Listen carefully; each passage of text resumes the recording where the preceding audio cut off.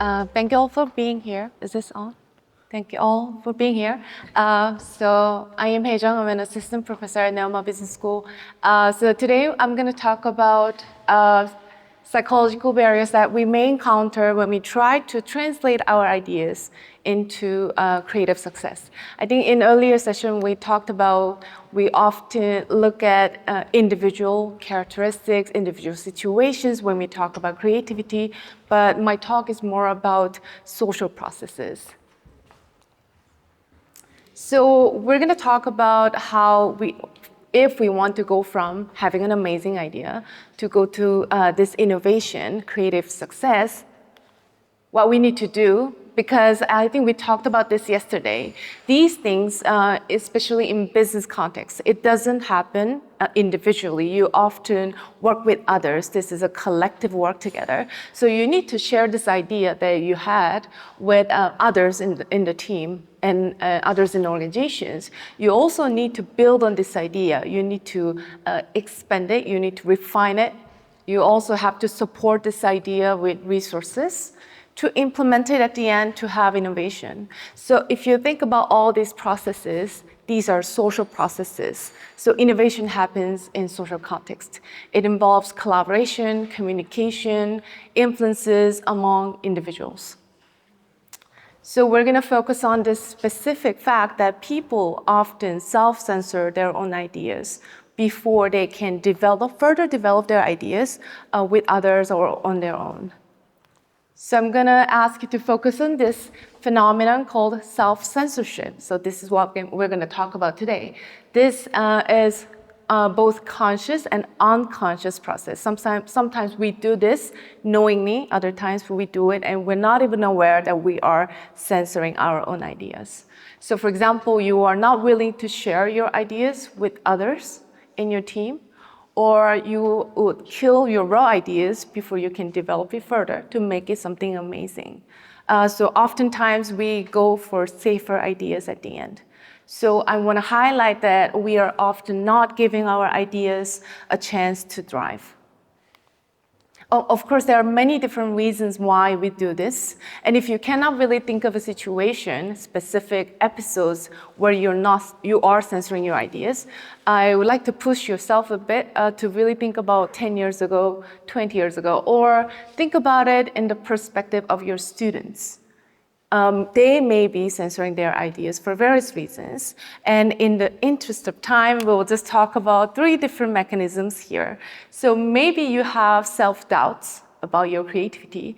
The fact that you actually are all here actually tells me that you are a creative person, very likely. So let's think about in the context of education.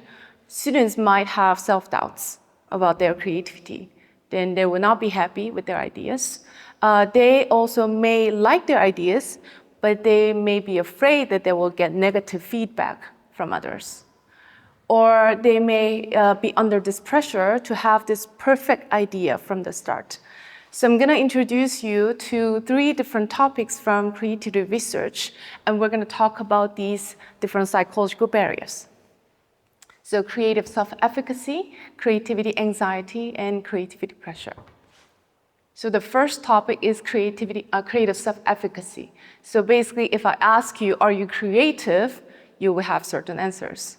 You might say, I'm the most creative person I know. You might say, I could work on my creativity. So if you ask your students, that will have these answers as well. These reflect their basically confidence in their creative abilities. This is creative self-efficacy. And research has shown that creative self-efficacy is a strong predictor for your creativity. So I think one of you briefly mentioned that creativity is not an innate ability, so you can develop this. You can definitely develop your creativity, and there are many different ways to develop your creativity. And one of the factors is creative self-efficacy. So if you are confident in your creativity, your creative ability also goes up. Researchers argue that creative self-efficacy serves as a strong motivator for your creativity. So how does lack of confidence in your creativity contribute to the situation where we censor our own ideas? Of course, because you're not confident in your creative abilities, you doubt your own ideas before you even share this with others to further develop it, so you're not willing to express them. And also because you are not confident, you basically avoid creative challenges. Then you're not giving yourself opportunities to have creative achievements. In turn, it will just reduce your creative confidence. So in context of design education, I was also thinking that some of you might not be in education. So I was thinking how to boost creative self-efficacy in school, in education, or in your organization. What you can try is that you can give them small creative wins.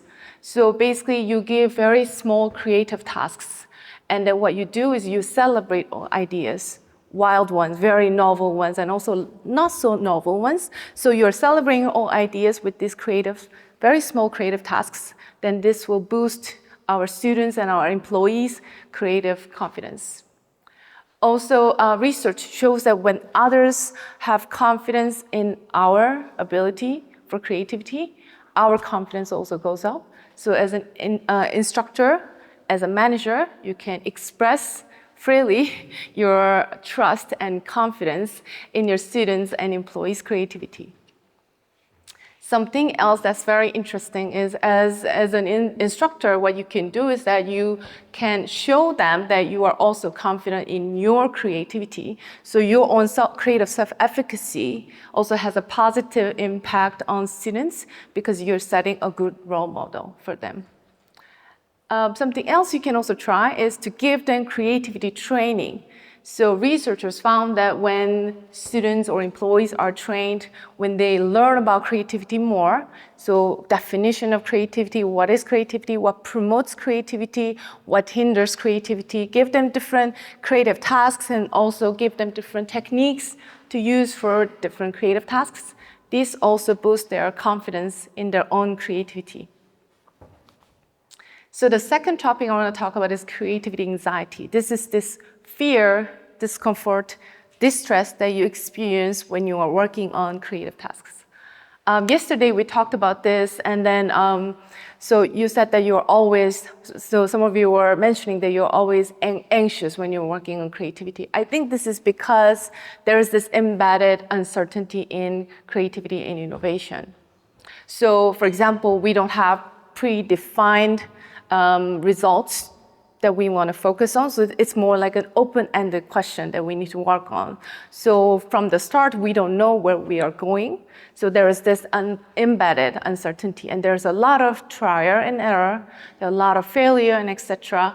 So whenever there is this requirement for you to be creative, there's a possibility that you will experience creativity anxiety. So how does this contribute to self-censorship? So because there is this fear of judgment, fear of failure, fear of rejection, this also will lead to the situation where you don't want to share your idea, you will not develop this idea further. And so that's why even if your ideas are good, you might just hold back. And how can we reduce creativity anxiety in our students and our employees? Because the focus here is on the fear. What we can do is that we can reframe failure as a learning opportunity, and mistakes are part of creative processes. Something else, I think we talked a lot about this yesterday, about safe space. So this is psychological safety. What it means is that it's a place where you feel safe to share your own ideas, and it's okay to make mistakes. And something I try in my own classroom is from the very first class, I always explicitly say that there are no stupid ideas, there are no stupid questions, so feel free to say anything that you want to. And we're not here to judge each other. So it's very important as instructor to cultivate this environment where students actually feel really safe to share ideas. And this embedded uncertainty that I talked about comes from the fact that there are no single right answer. You can also reframe it to say that there are no wrong ideas as well. That's also another way to reduce anxiety. and boost creative self-efficacy. So when students or employees have high confidence in their creativity, they're less likely to experience anxiety as well. Last topic I want to talk about is creativity pressure. This is external pressure on you to produce creative results. We often hear innovate or die, especially in business context. This really reflects this pervasive pressure on employees to produce creative results. And how does this contribute to self-censorship? So basically, it comes with high expectations. It is evaluative in nature, and there is this need to produce results. So what happens is that you want to start from the start, you want to have this perfect idea that will work at the end. But oftentimes, if you think about it, your raw ideas are really rough. So if you focus too much on wanting to have this perfect idea from the start, you're likely to delay your creative efforts if it's not the case. How can we manage then this creativity pressure for our students and employees? Because there is this high expectations, we should balance this with more supportive environment. We should give them different resources that are needed. Also, we should give them constructive feedback. We should also focus on fostering collaboration, because this creativity pressure focus on evaluation, it highlights this comparison and competition. So as an instructor or a manager, what you can do is you should foster collaboration between individuals. So to summarize, if you don't have enough confidence in your creativity, if you experience anxiety, or if you're under creativity pressure, this might make you not want to share your idea with others. Of course, the end outcome is missed opportunities. And as I talk about these three different topics, I want us to pay attention to this growing research that shows us that there's this a certain social group that is suffering more from these different barriers, which leads us to talk about gender. So if I ask you who is more creative, you will have certain answers, right? So we don't have enough time, so I'll just move on. But researchers are also very interested, men and women, who are more creative. And researchers have found that there are no gender differences when it comes to actual creative abilities. So they have found repeatedly that men and women perform equally on different types of creativity tasks. But what's more important is that researchers also found that women are less expected to be creative. Women also receive less support for their creative activities. And women themselves are also less likely to put efforts in creative works. Another very interesting research I want to share with you is that when they found when people see an invention from a man, they attribute it to his genius. But when people see an invention from a woman, they attribute it to her hard work. So we see these gender differences not in actual creative abilities, but different aspects when it comes to creativity. So there's this growing research on gender and creativity. And why is this happening? And researchers also found that creativity is stereotypically associated with masculine attributes. So if you think about it, creativity is about daring, it's about challenging the status quo, it's about being adventurous. So all these things are masculine attributes rather than feminine attributes. So both men and women internalize this idea that creativity is a masculine activity, and that's why people see men as more creative. And will there be any gender differences for these three different topics that I talk about for self-censorship? And research actually find that compared to men, women have less confidence in their own creativity. So women tend to think that they are not creative, and they have higher level of creativity anxiety. So they have more fear for creative works. And they also have more negative impression of creativity pressure in workplace. Another research I want to share with you shows that, so these researchers asked men and women to generate different ideas, multiple ideas. And when it comes to actual creativity of these ideas, they didn't find any differences. But when, the gender difference actually emerges when they select one idea. So researchers asked them to select only one idea out of multiple ideas to implement, and they found that women chose less novel idea. I think this is highly relevant to what we're talking about. Maybe there's fear of judgment, fear of failure that is more salient for women in this research.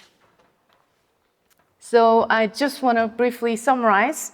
If your students don't have confidence in their own creativity, if they have high level of anxiety when they're working on it, or if they are under pressure for creative results, these may not be on the surface. We may not even see it because that's why these are hidden barriers, hidden psychological barriers. Then these will basically make them censor their own ideas. And it is possible that women, female students in your classrooms are experiencing suffering more from these barriers. So next time, if you are about to throw this new idea into a trash can, I hope you can ask yourself, am I giving it up too soon? Thank you.